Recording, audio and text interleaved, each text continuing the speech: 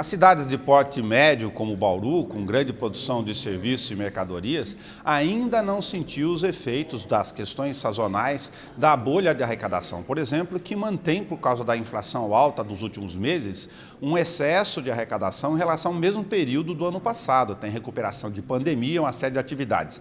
Mas dessa bolha exige uma gestão financeira que preocupa sempre na capacidade de planejamento. O secretário de Economia e Finanças, Everton Basílio, vai ajudar a gente a interpretar isso do ponto de vista do futuro. Até este momento, os dados de setembro são bons, reconhecidamente bons. Nós temos cerca de 219 milhões de reais de superávit em relação ao mesmo período do ano passado. Só que tem alguns indicadores que já nos fornecem o dado. Primeiro, desses 219 milhões de superávit até setembro, para implicar na explicação daquela verba extraordinária de setembro. Exato. Em setembro a gente teve o recebimento de aproximadamente 78 milhões e 200 relacionado à negociação que foi feita da dívida federalizada e essa liberação desse depósito que já constava há mais de 20 anos aí, na parte de depósito judicial. A gente conseguiu a liberação parcial, ainda existe um valor de 20 milhões lá disponível, então esse é um crédito extraordinário que não estava previsto e acaba ocasionando também esse superávit, mas a gente estava sim com mais um ano de superando a expectativa da previsão de arrecadação, algo que é muito positivo e a gente tem que realmente frisar isso, só que a gente está chegando agora em alguns momentos de deflação, a própria arrecadação ela não está subindo, ela não está caindo, mas assim, ela não está mantendo aquele índice de alta igual estavam acontecendo em meses anteriores. A gente até está comentando lá com os técnicos que a gente está no momento de entrar em instabilidade, né, do recebimento da receita, e aí a gente tem que acompanhar as despesas, principalmente as despesas fixas. A gente tem que ter um controle muito grande sobre as despesas fixas, a gente tem que utilizar esse recurso preferencialmente em investimentos, porque depois a despesa fixa, se a gente não conseguir manter esse nível de aumento na arrecadação, que é algo que é difícil manter esse nível por 2 anos e a gente conseguiu, a gente tem que começar a controlar as despesas para não perder a mão, porque as despesas fixas, uma vez feita, é difícil a gente conseguir depois diminuir algum serviço ou alguma coisa, então é o controle agora principal, acompanhar a receita, continuar fazendo o nosso trabalho, mas o principal deles é controlar as despesas fixas, que é o nosso trabalho agora no momento da Secretaria de Finanças. Ou seja, para o público leigo que às vezes não acompanha a lei orçamentária, que nesse momento a nossa gravação inclusive está em andamento para 2023, neste momento a gente, lógico, tem que comemorar a questão do chamado superávit, mas prioritariamente, com uma vastidão de itens prioritários para investimentos, a Prefeitura, por exemplo, está optando em investimentos como infraestrutura e obras. Porque se você acrescer serviços, você depois tem isso ao longo de todo o percurso. Exatamente. Aí acaba engessando o serviço público. Tem alguns serviços que realmente têm que ser feitos, principalmente na área da saúde, alguns serviços que têm que ser realizados, mas depois esse incremento na despesa é fixa e continua. E a arrecadação, hoje, a gente está, né, repetindo, com essa situação confortável, mas a gente está com os pés no chão, porque a gente acha difícil esse boom se repetir para o ano que vem. A expectativa, pelo menos, é essa. Esperamos que a gente consiga fazer um trabalho. A ideia é que o ano que vem também tem um refis. A gente está trabalhando para que possa ter um refis, que é tão pedido também, o que acaba ajudando a manter um equilíbrio nas contas. Mas, igual a gente falou, são coisas pontuais. São receitas ali extraordinárias, às vezes, que entram, que a gente não pode manter isso e manter o equilíbrio da despesa. Se entra X e a gente está gastando 2X, em algum momento vai dar problema, ou no salário, ou em algum serviço. Então, a ideia é o quê?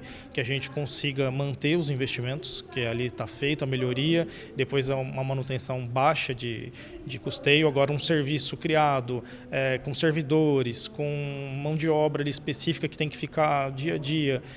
A gente está analisando todas as solicitações das secretarias, qual o impacto dela mensal, durante quanto tempo, para analisar. Então, a gente acaba sendo meio que vilão em alguns momentos das pastas que tem alguns planejamentos e a gente tenta mostrar o lado real da situação, que não é porque o dinheiro hoje tem em caixa que a gente vai conseguir manter isso ao longo do tempo. Então, a gente, às vezes, tem que fazer esse dever de casa aí e mostrar o outro lado também, internamente, até para os próprios secretários e técnicos de outras pastas. Fazer uma analogia muito simplista da economia familiar do dia a dia, né? Se você tem a revisão do do carro para fazer, mas está apertado, entrou um dinheirinho extra do fundo de garantia, alguma coisa, do PIS, seja do que for, você vai lá e faz aquele investimento para atualizar ou às vezes acrescenta, troca uma calça nova, por exemplo, para a geladeira. Mas no caso dos débitos para a questão de despesas permanentes, aí tem que continuar apertando o cerco.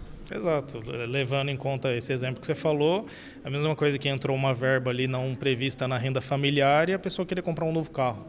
Não é com esse dinheiro, porque entrou, a não ser que você compre à vista, aí beleza, você comprou o carro. Aí você faz um financiamento para o carro e com esse dinheiro você paga 3 parcelas. E a quantidade das outras parcelas. Então, seria mais ou menos essa a ideia.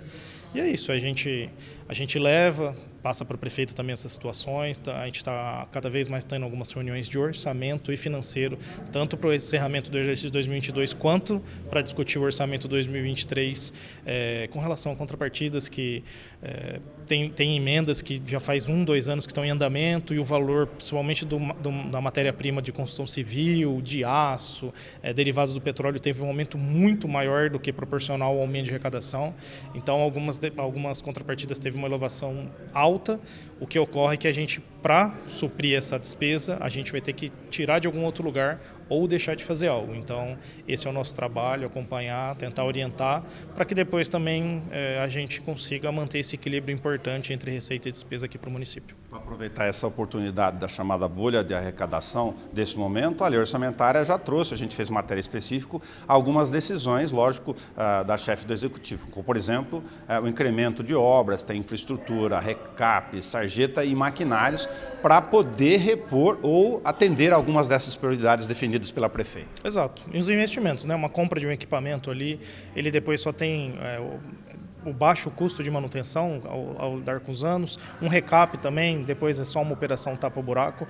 Então, a gente está tentando priorizar esse recurso, principalmente recurso extraordinário que a gente comentou dos 78 milhões, que eles sejam convertidos em infraestrutura e investimentos, e atendimento dos TACs também, porque tem essa situação dos TACs com o Ministério Público. Então, às vezes a gente está criando serviço, mas não está ainda atendendo alguns TACs que já estão em andamento de governos anteriores ou desse mesmo. Então, a gente tem as demandas, a gente tem a necessidade, a gente está num momento muito bom, isso é muito importante frisar.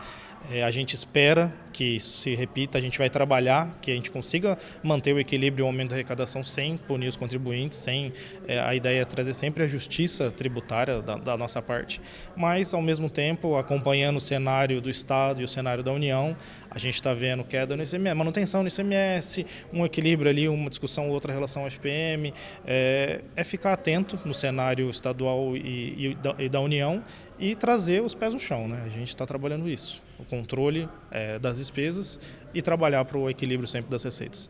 Obrigado ao secretário de Finanças, Everton Basílio. Os dados consolidados pela Secretaria de Economia e Finanças até setembro mostram nos primeiros 9 meses do ano, janeiro até setembro, uma arrecadação que atingiu 1 bilhão e 63 milhões de reais. No mesmo período do ano passado, 838 milhões e 400 mil reais. Neste valor está incluído, como explicou o secretário, a verba adicional que veio da liberação do depósito da chamada ação da Justiça Federal do erro do cálculo do viaduto de cerca de 78 milhões e 200 mil reais.